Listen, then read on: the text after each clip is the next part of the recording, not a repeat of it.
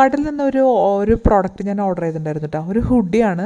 അപ്പോൾ അത് മോന് വേണ്ടിയിട്ടാണ് കേട്ടോ. അപ്പോൾ അവന് 13 വയസ്സ്. അപ്പോൾ ഞാനതിൽ സൈസ് ചെയ്തിരിക്കുന്നത് 14, 15 വയസ്സിൻ്റെയാണ്.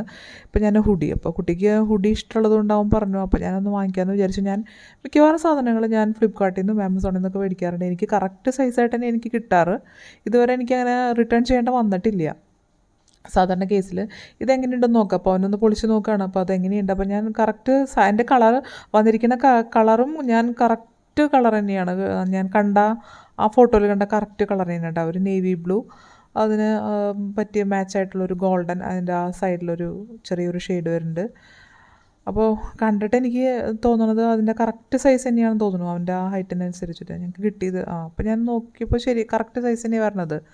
അത് ഇനി അവനൊന്ന് ട്രൈ ചെയ്ത് നോക്കിയാൽ കറക്റ്റ് ആണെന്നറിയാൻ പറ്റും.